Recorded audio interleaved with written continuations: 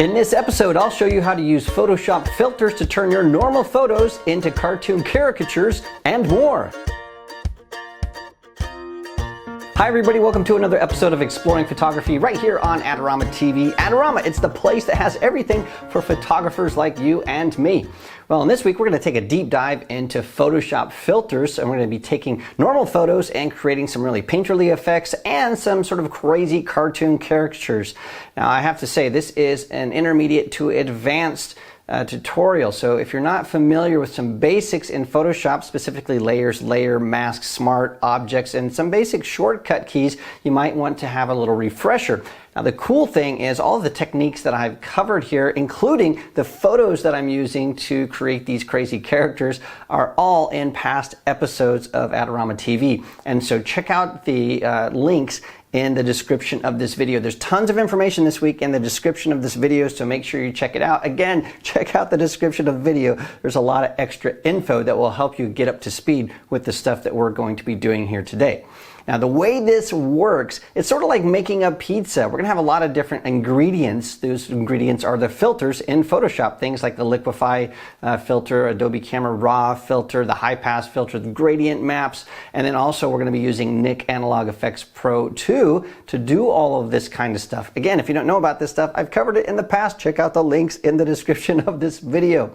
But we're gonna take each of those filters, and like making a pizza, some pizzas, you know, have all the ingredients. It's the deluxe super supreme pizza and it has everything. So in our equivalent, that would be a photo that has all of the filters. But sometimes when you make a pizza, you just want a couple of little things on there. And so the same thing holds true of this technique. You might only use one or two of these filters, but the technique is the same for all of them. It starts with a base and then we build on that base using different filters. And so let's see exactly how that works and dive into Photoshop right now. Here are some images that I've been working on, and they all have one thing in common. Let's start with the source images. These are all high contrast images with a solid background. Now this is the kind of image that works best with this technique. You can try other types of photos, but in my experience, this is what's going to work absolutely the best. So all of these are sort of layered exactly the same. You've got your first image with a solid background. That is adjusted for the tonality and all that kind of stuff in Lightroom or Photoshop, however you want to do that. The next thing is in Photoshop, you use Nik software to add some texture and to over sharpen this to get it ready for the next step, which is to warp everything and make this into a cartoony caricature. And you can see this really looks sort of crazy. It's this oil painting kind of wacky effect. You can see that we have the same thing. Here's Gavin. This is the image out of the camera. We've added that texture, and then we're going to distort and warp and make him this madman. And I love how this looks. This really looks cartoony. It's really sort of evil and nasty. The next thing we have is something like this. So this is Belen. She's got a beautiful face, so I don't want to distort her face. It's just too good looking. So all we'll do is we're going to add this effect. And when we zoom in on this at 100%, you can see that this really is a pleasing effect. And you can see how this makes the hair and everything sort of wavy. It's really awesome.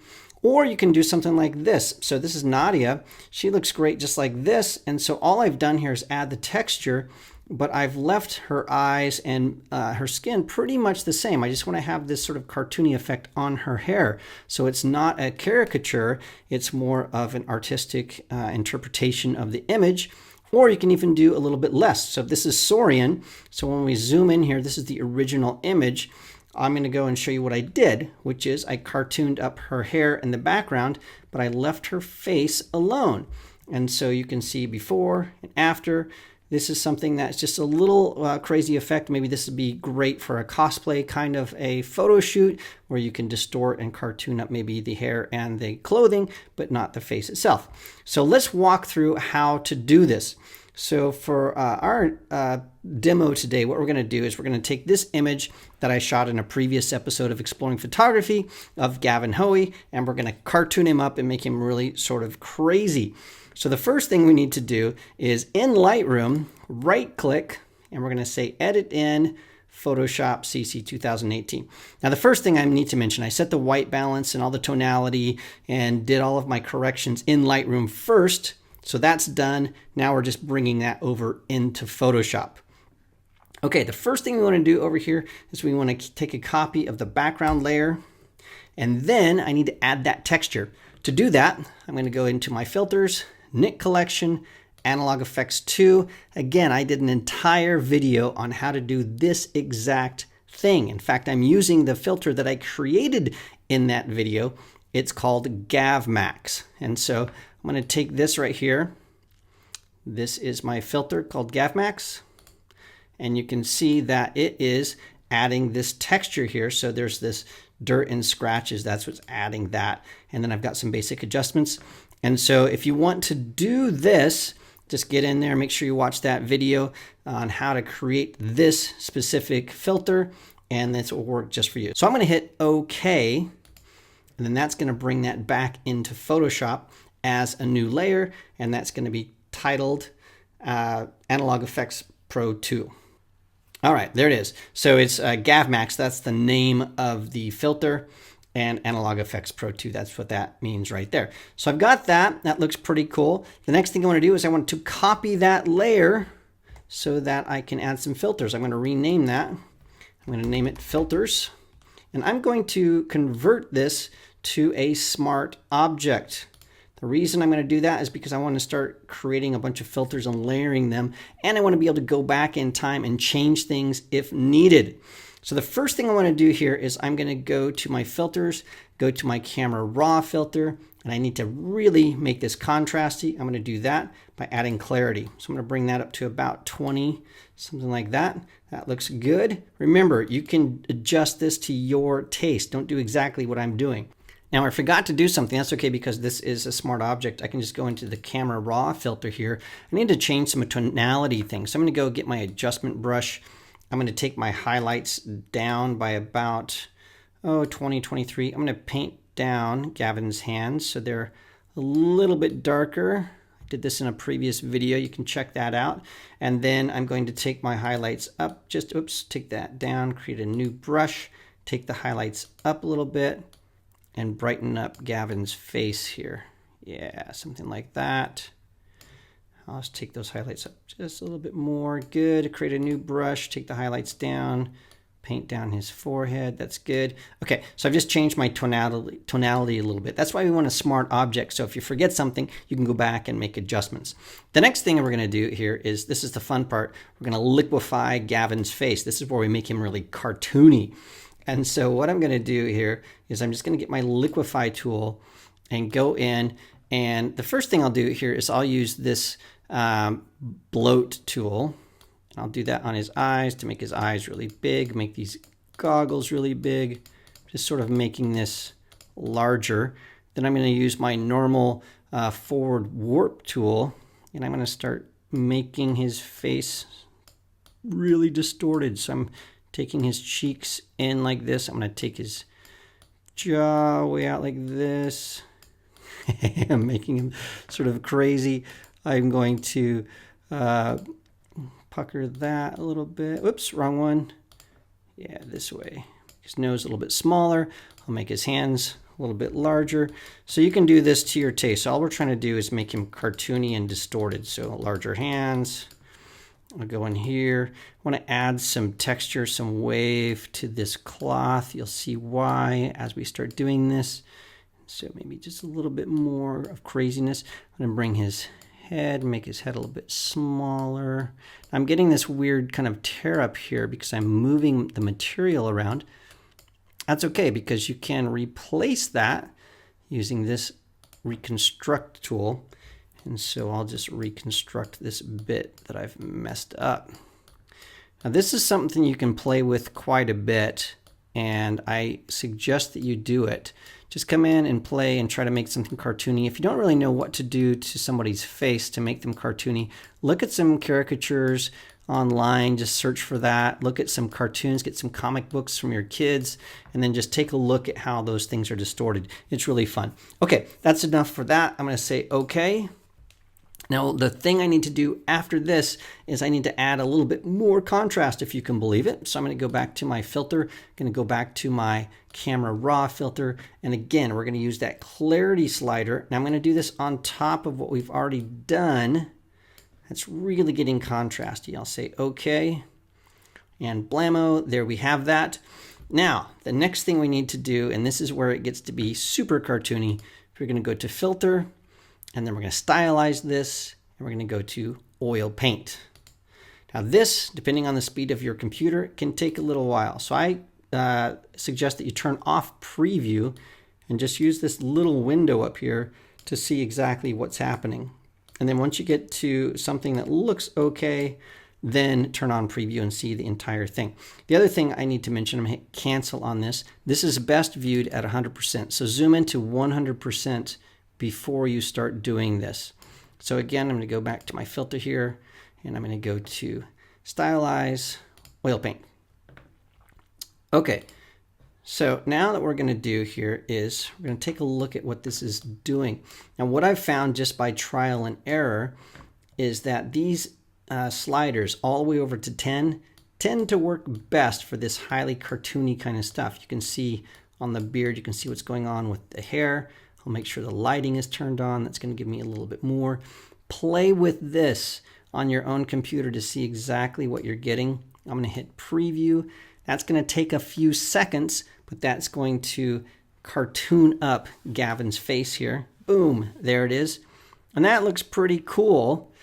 I'm going to accept that. Now, if I was just doing this without recording it, I'd probably take a little bit longer to really dial that in and make sure it was perfect. But I like what we're seeing so far. That's really cool. But what we need to do is we need to really make this a lot more contrasty because it's supposed to be a cartoon. So we need to have those dark lines dark and the bright lines bright. And so what we're going to do is we are going to copy this filter's smart object, Command J. And then what I'm going to do is I'm going to go to my layer, and then I'm going to go down to Smart Objects and Rasterize. I'm going to rasterize what we've done, and then I'm going to rename this to High Pass Filter. You can't apply a high pass filter in the way that I want and a smart object, and you'll see why. So I'm going to go here to Filter, Other, High Pass Filter, and normally you would just do a little touch of this.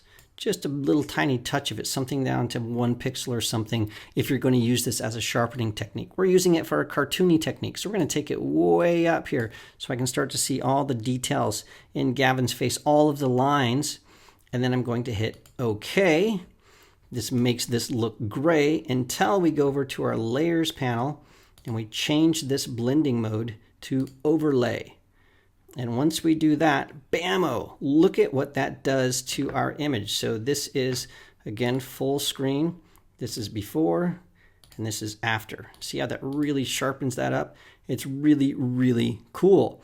And so once that's done, we can take a look at what we've done. I think we have a nice cartoon. I'm going to save that, and we'll take a look at this full screen. Let me show you a different image that I processed using this exact same technique, but just in a little bit different way. And so instead of using all of the distortion and making something that looks like a caricature or a cartoon, I created something that looks more painterly and beautiful. So let me show you the layers that I've done here, and we're not going to do this in real time. I'm just going to show you exactly what I did because it's using the exact same method that I had before. So what I did was I started with my picture of Nadia here, plain background. I created a copy of the background layer, called it Nadia. Then I went into Analog Effects Pro to add this texture. The one thing I made sure that I did is to make sure that none of that texture falls on Nadia's face. And so I did that using control points in Analog Effects Pro 2 to make sure to remove that from her face. Then I added another effects layer, which is to clarify all this, to really give it some contrast and over sharpen it. So then when I went in, I could do that oil paint filter. Now notice this oil paint filter sort of blows out her eyes and her lips, and it's just way too much on her face, but her hair looks really cool. It's a little bit too much on her arms as well. And so what I did was I made a copy of this clarity or clarifier layer here. I just made a new copy of that and then ran that oil paint filter again and then added a layer mask. So I'll show you. Here's the first oil paint layer. Here's the second layer, and using the layer mask, I just painted that onto her eyes and lips so that you can see that it's not quite as crazy. So here it is off, here it is turned on. So you can do different types, different strengths of these filters, and then using layer masks, you can paint those on and off. So I'll shut everything off here so you can see exactly what that layer is. It's just pretty much her face. So once I had that, then I went in and I merged those two layers. So we'll have this merged layer right here. And then I used my high pass filter to really make that punchy. Then I think that I really wanted to have something that wasn't so bold with the color. And so I added a gradient map.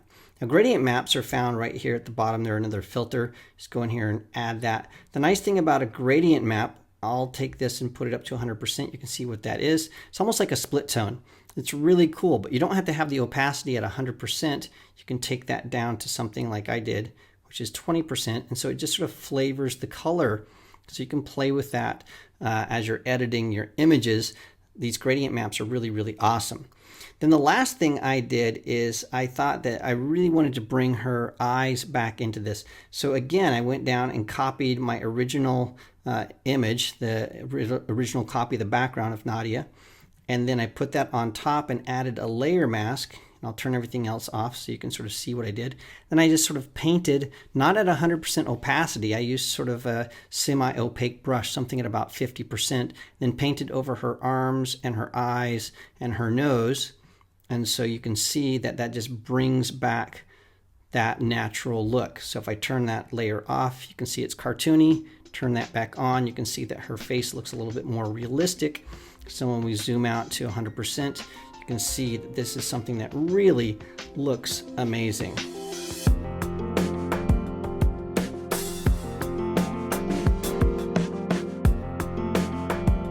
Hey, well, that was tons of fun. Thank you so much for joining me for this episode. Make sure you check me out on Instagram to see all the kind of crazy, wacky things that I created using this technique. Also, make sure you subscribe to Adorama TV. It's absolutely free. You won't miss a single thing. And turn on the bell so you get notifications. Thanks again for joining me. I'll see you again next time.